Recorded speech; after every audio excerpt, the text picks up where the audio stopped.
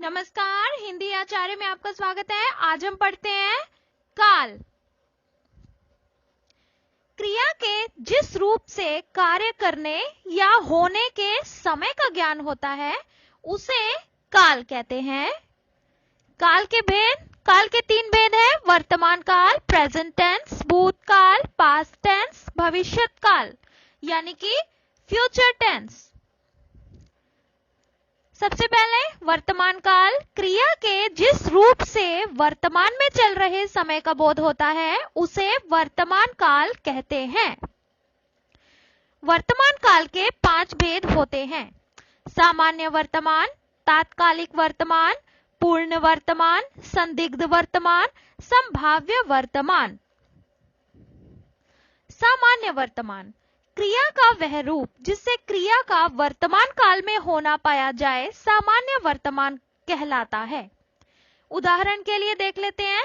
मैं खेलता हूं, सीता लिखती है, यह वर्तमान समय में हो रहे हैं। तात्कालिक वर्तमान, इससे यह पता चलता है कि क्रिया वर्तमान काल में हो रही है अभी। पूर्ण वर्तमान, इससे वर्तमान काल में कार्य की पूर्ण सिद्धि का बोध होता है। उदाहरण देख लेते हैं इसका। जैसे कि वह मैच जीत चुका है, सीता ने पुस्तक पढ़ी है। फिर है संदिग्ध वर्तमान, जिससे क्रिया के होने में संदेह प्रकट हो पर उसकी वर्तमान काल में होने का संदेह ना हो, उसे संदिग्ध वर्तमान कहते हैं। उदाहरण के लिए देख लेते हैं कि राम पढ़ता होगा, गीता गाती होगी। फिर संभाव्य वर्तमान, इससे वर्तमान काल में काम के पूरा होने की संभावना रहती है। इसके उदाहरण देख लेते हैं।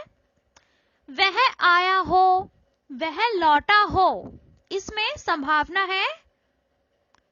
फिर भूतकाल, क्रिया के जिस रूप से बीते हुए समय का बोध होता है उसे भूतकाल या पास्ट टेंस कहते हैं। इसके भी प्रकार पढ़ते हैं। सबसे पहले सामान्य भूत, जिससे भूतकाल की क्रिया के विशेष समय का ज्ञान ना हो। उदाहरण देख लेते हैं इसका। मैंने जहाज देखा, कब देखा पता नहीं। उसने रोटी खाई, कब खाई पता नहीं। दूसरा प्रकार है आसन्न भूत, इससे क्रिया की समाप्ति निकट भूत में या तत्काल ही सूचित होती है, मतलब अभी अभी हुआ है। उदाहरण के लिए, मैंने निबंध लिखा है, मैंने आम खाया है, मैं चला हूं, क्रिया अभी अभी हुई है।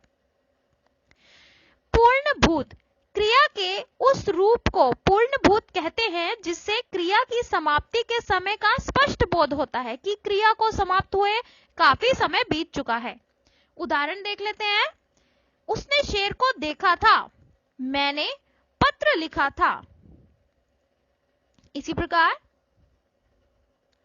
अपूर्ण भूत, इससे यह ज्ञात होता है कि क्रिया भूतकाल में हो रही थी किंतु उसकी समाप्ति का पता नहीं चलता। इसका उदाहरण देखें। जैसे कि बच्चे खेल रहे थे, रीता सो रही थी। और फिर संदिग्ध भूत, इसमें यह संदेह बना रहता है कि भूतकाल में कार्य पूरा हुआ भी था अथवा नहीं। इसका उदाहरण देखते हैं। राम ने पढ़ा होगा, तुमने गाया होगा, तो यह संदिग्ध है, अच्छी प्रकार से ज्ञात नहीं है, तो यह संदिग्ध भूत है। फिर है हेतु हेतुमद भूत, इससे यह पता चलता है कि क्रिया भूतकाल में होने वाली थी पर किसी कारण नहीं हो सकी।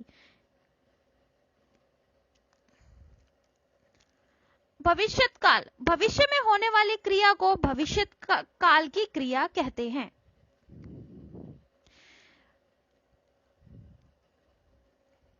भविष्यत काल के 3 भेद हैं: सामान्य भविष्यत, संभाव्य भविष्यत, हेतु हेतुमद भविष्यत।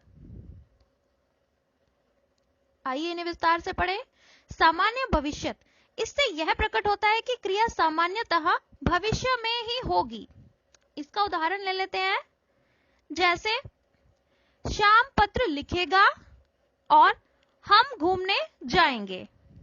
फिर दूसरी प्रकार, संभाव्य भविष्यत, जिसमें भविष्य में किसी कार्य के होने की संभावना हो, संभावना होती है जिसमें, उसको हम संभाव्य भविष्यत कहते हैं। इसका उदाहरण देखते हैं। जैसे कि शायद आज वह आए, शायद आज वर्षा हो, संभव है श्याम पत्र लिखे, इसमें संभावना रहती है। हेतु मत भविष्यत, इसमें एक क्रिया का होना दूसरी क्रिया के होने पर निर्भर करता है। एक क्रिया यदि होगी तो दूसरी क्रिया होगी। उदाहरण ले लेते हैं। वह आए तो मैं जाऊं और वह कमाए तो मैं खाऊं। धन्यवाद पूरा वीडियो देखने के लिए। ऐसे ही हिंदी व्याकरण के और इंपॉर्टेंट वीडियोस देखने के लिए हमारे चैनल को सब्सक्राइब कीजिए।